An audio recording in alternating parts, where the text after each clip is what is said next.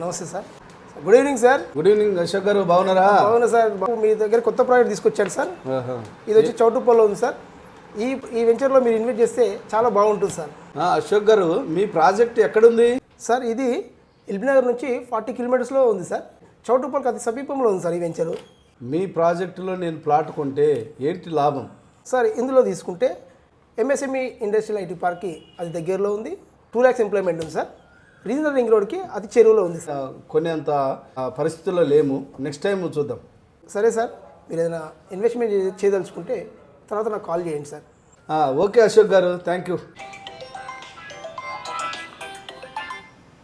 Hello hello Ashok garu, అరే ఆఫీస్కి రండి, ప్లాట్ విషయం మాట్లాడదాం. చాలా రోజుల తర్వాత వచ్చాను సార్. బాగున్నారా సార్? బాగున్నాం అశోక్ గారు.